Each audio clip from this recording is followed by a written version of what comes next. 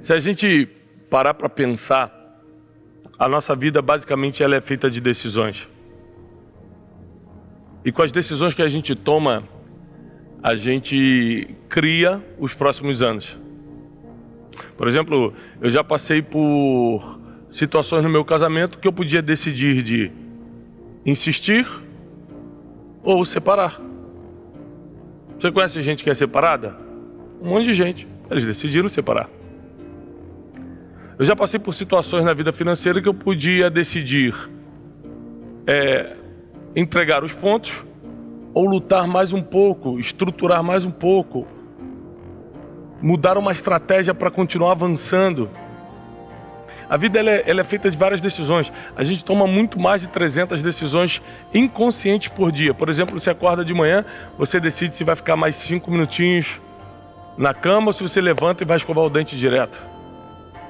Você decide se vai colocar uma calça jeans ou se vai colocar uma calça social hoje. Existem decisões que você percebe que está tomando e muitas decisões você nem percebe, são inconscientes.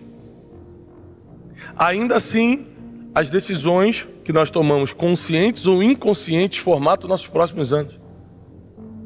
Você tomou uma decisão de sair da sua casa, assistir essa palavra hoje.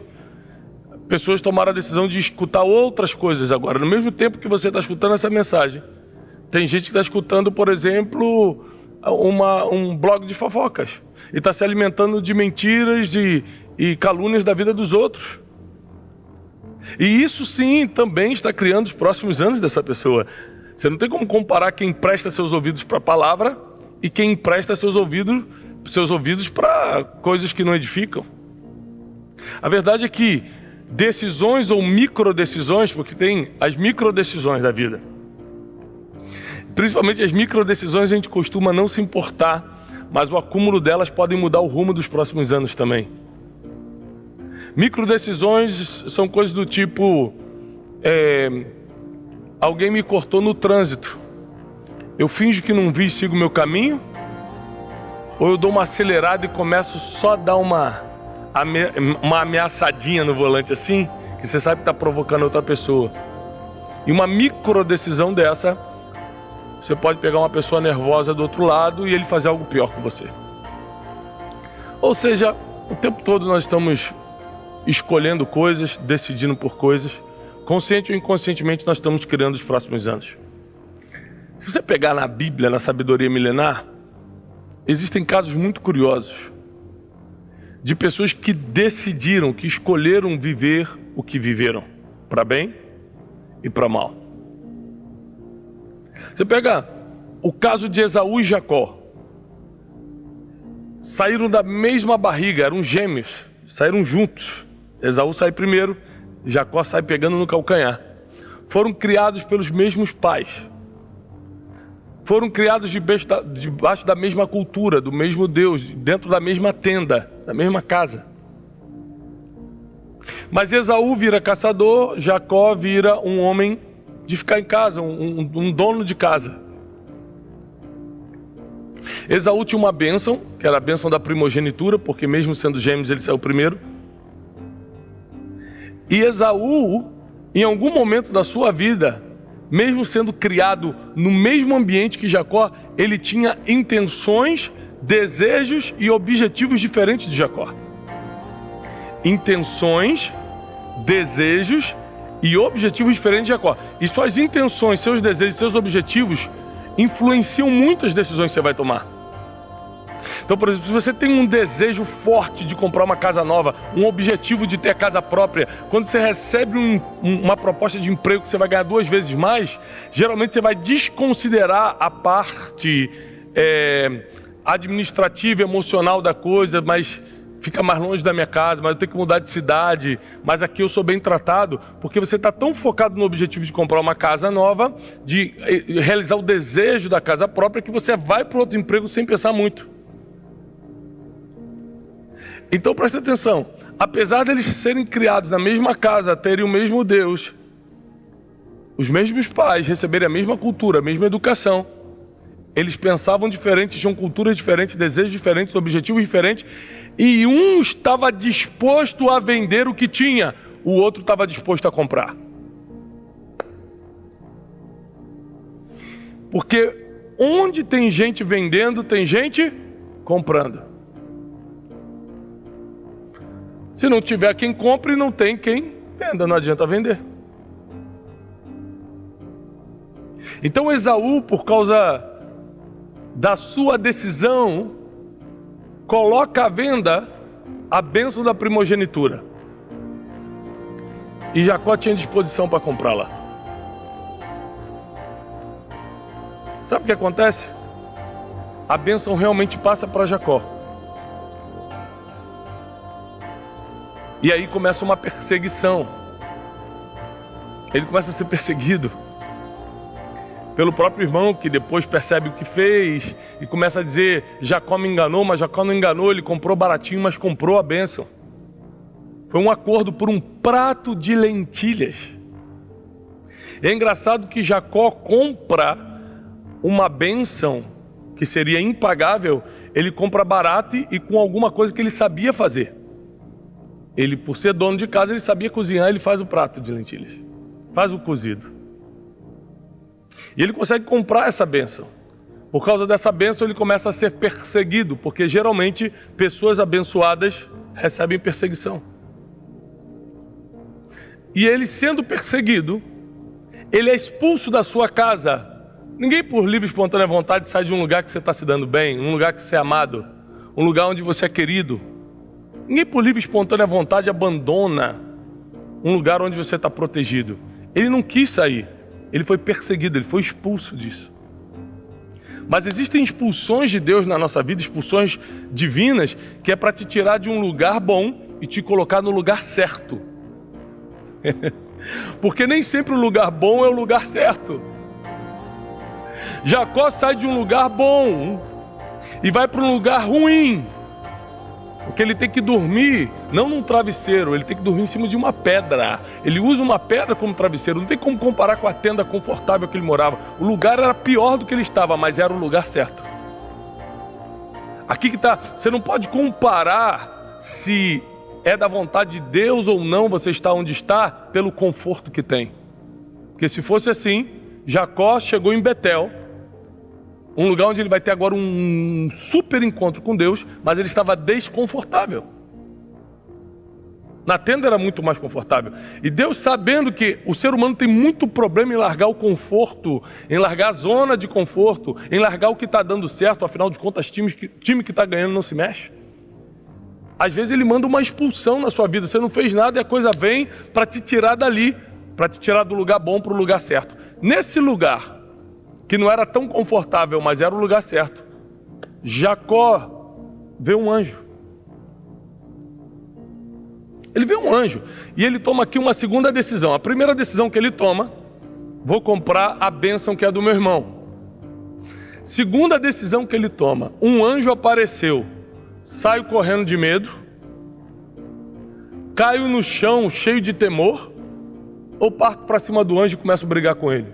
Essa terceira opção é engraçada, porque quem pensaria em brigar com o anjo? Acho que ninguém. Jacó falou: quer saber? Eu estou tão focado em ser abençoado que não deve ser coincidência o anjo aparecer para mim, não. E a Bíblia diz que ele agarra o anjo e luta toda madrugada com o anjo. E quando começa o alvorecer, o anjo fala para ele: me deixa ir embora, porque já está amanhecendo. E Jacó, brigando com o anjo, diz: eu não te deixarei ir enquanto você não me abençoar. Ou seja, ele não só decidiu lutar com o anjo, mas ele sabia por que estava lutando. Eu não estou lutando porque eu estou com medo, eu não estou lutando porque eu quero uma briga contigo, eu estou lutando porque você tem algo que eu quero. E o anjo fala: então, a partir de hoje, não te chamarás mais Jacó, mas Israel. E aqui acontece uma segunda bênção na vida de Jacó. Ele deixa de ser aquele que pega pelo calcanhar, aquele que estava conhecido como enganador, e se torna um príncipe de Deus. Mas vocês precisam lembrar que isso aconteceu porque ele decidiu. Da mesma forma que Esaú decidiu vender a bênção que tinha. Existem coisas nas suas mãos que é para você proteger, são para você proteger e você vende. E depois não adianta reclamar com Deus que foi perdido, você que entregou. É muito parecido com o caso de Ruth e Orfa. Lembram de Ruth e Orfa? Elas tinham uma sogra chamada Noemi. O sogro morre. Os maridos delas morrem, ou seja, os filhos de Noemi morrem. Noemi fica viúva. As noras ficam viúvas, Ruth e Orfa. Então Noemi fala, olha, nós estamos falando de um tempo de mais de 3.000 anos atrás, onde a viúva era completamente descartada quando ficava viúva. Não tinha mais mantimento, não tinha como pagar conta, não tinha mais nada. Acabou. Por isso que já na época de Jesus ele falava que a verdadeira religião é ajudar os órfãos e as viúvas, porque eles não tinham esperança. E acontece algo interessante. Duas mulheres que viviam na mesma casa, que eram casadas com a mesma família, que foram acostumadas às mesmas regras, que estavam debaixo do mesmo céu, tomam decisões completamente diferentes. Noemi chega e despacha as duas. Ela fala, olha, é melhor cada um seguir seu caminho. Eu não tenho condições de educar vocês, de cuidar, de sustentar vocês. Vocês ainda são novas, vocês tentem viver a vida de vocês. Orfa toma a decisão imediata de ok, obrigado por tudo, vou embora. Sai da cena e nunca mais volta para a história. Tem pessoas que por causa de uma decisão impensada, saem de cena e nunca mais voltam para a história. Ruth, com a mesma proposta que Orfa escutou, Ruth reage da seguinte forma, para onde tu fores, eu irei. Onde tu repousares, repousarei. O teu Deus será o meu Deus. E sabe o que acontece? As pessoas lembram da história que é muito bonita, porque eles viviam em Moabe, eles voltam para a terra de Israel, né? A Noemi volta, porque Noemi era de origem israelita, mas Ruth era moabita, que era uma terra inimiga de Israel. Ela vai para Israel como estrangeira, porque Noemi falou, lá em Israel, eu tenho um contato que pode nos receber. Presta atenção. Orfa, quando toma a decisão de se afastar, não sabia que Noemi tinha um contato. É por isso que suas decisões precisam ser, ponto número 1, orientadas por Deus. Porque Deus sabe quem tem um contato e quem não tem. Deus sabe como vai ser o futuro, você não sabe. Deus sabe onde está o tesouro escondido, você não. Segundo, suas decisões precisam ser baseadas em sabedoria e conselhos. E terceiro, suas decisões precisam ser baseadas em princípios. Se quebra princípios, já não é uma decisão para você tomar. Então, Ruth tomou essa decisão baseada em várias coisas lógicas, do tipo, é melhor serem 2 do que 1. Para que eu vou ficar sozinha se eu posso andar com alguém? Outra coisa lógica, é melhor andar com uma pessoa mais velha que conhece a vida e pelo menos pode me orientar, do que eu tentar a vida sozinha e não conheço nada. E ela toma a decisão de permanecer com Noemi. Noemi, então, dispensa a Orfa, que quis ir embora, fica com Ruth e diz, olha, eu tenho um contato em Israel que pode nos receber, ele é parente.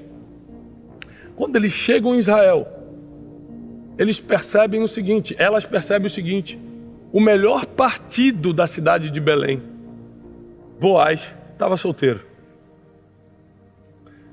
Só tem um problema. Um homem que é rico como ele era, dono dos campos, temente a Deus, de boa aparência, se está solteiro e vai casar, ele vai escolher o melhor partido da cidade, não a viúva.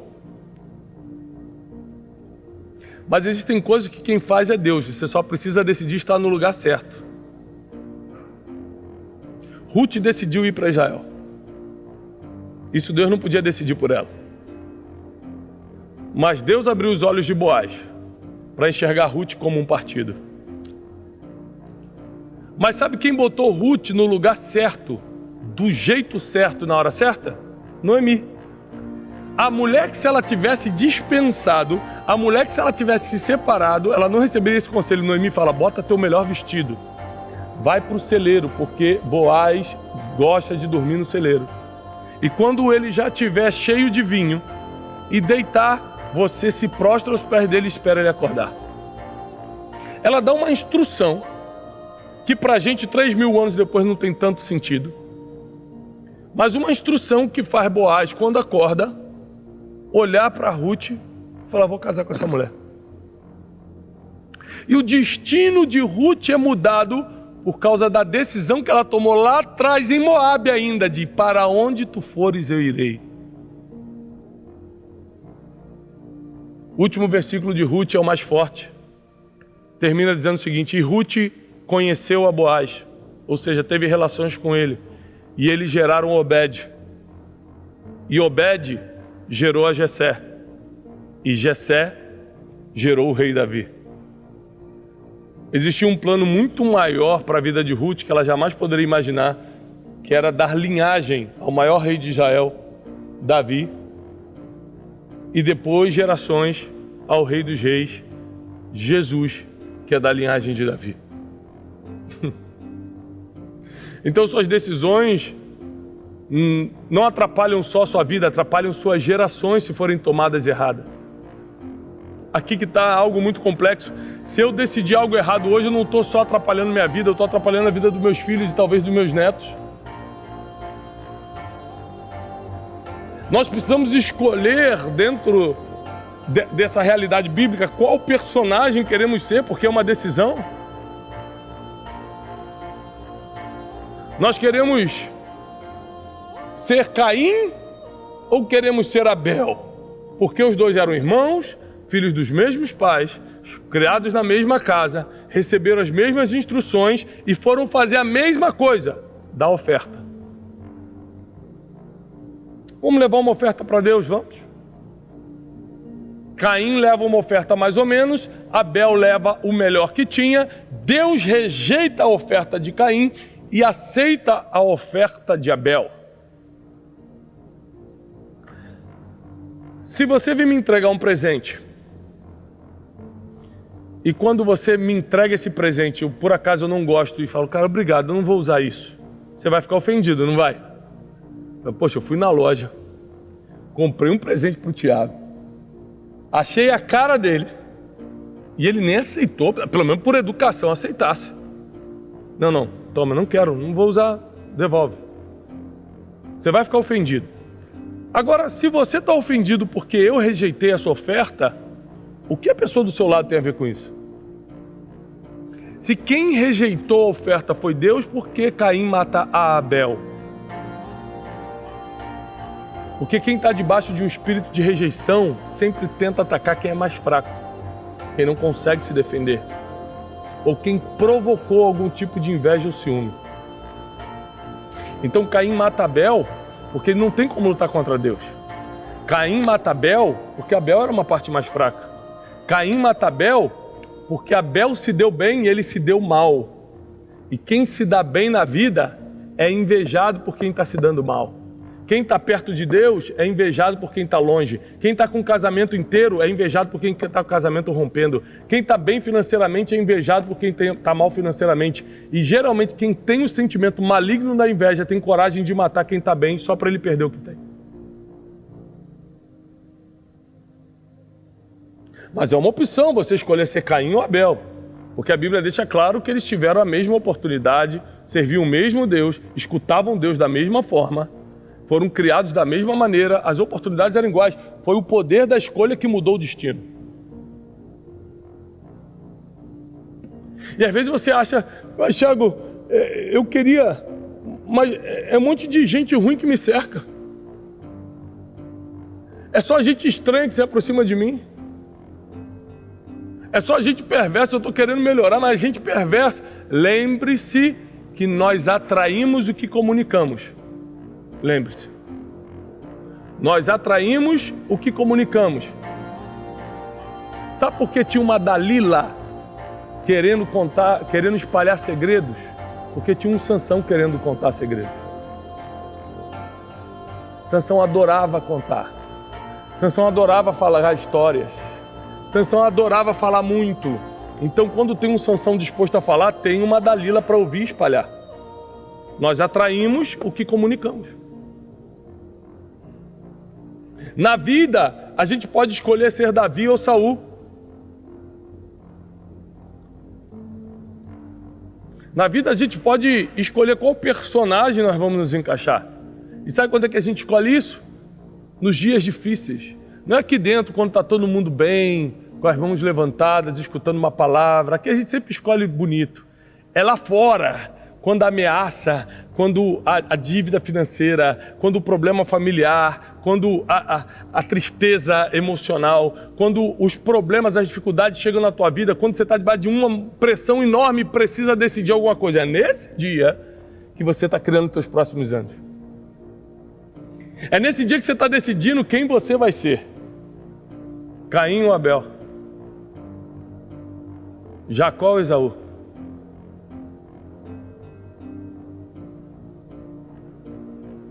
Você está decidindo. E eu percebi que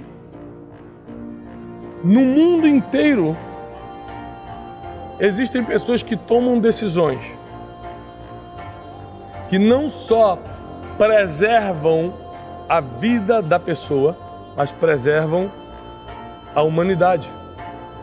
Da mesma forma que se eu tomar uma decisão ruim, eu afeto a minha vida, eu posso afetar a vida de muitas pessoas e com certeza afeto minhas gerações. Lembre-se que Noé tomou a decisão de construir a arca, de obedecer a Deus. E ele não salvou sua família somente, ele salvou a humanidade, porque a humanidade recomeçou por causa dele. Mas nós temos que lembrar que Noé escuta essa direção de Deus antes de existir Abraão, que é o pai da fé. O que isso quer dizer, Tiago? Que ele teve que acreditar numa voz sem nenhum tipo de referência comprobatória. A gente acreditar em Deus hoje não é só mais uma questão de fé. Tem a questão da inteligência também. Tem uma Bíblia escrita, tem um monte de gente dando testemunho. Tem um monte de efeitos comprobatórios. A gente consegue falar, não, tem sentido. E não é que nunca ninguém, nem Abraão, pai da fé, existia, ou seja, ele escuta uma voz, constrói uma arca porque vai chover numa época que não chovia na terra. E porque ele toma a decisão de construir, não levou um ano não. Levou décadas para construir uma arca daquela. Décadas trabalhando em algo que você não vê resultado. Mas foi a decisão dele de obedecer até o final, que não salvou somente sua família, mas reiniciou a humanidade. Sim, suas decisões criam os próximos anos. Sim, suas decisões preservam ou destroem sua família. Sim, suas decisões te aproximam de Deus ou te afastam de Deus. Sim, Deus escreveu o nosso futuro, mas nossas decisões aprovam ou desaprovam o próximo passo.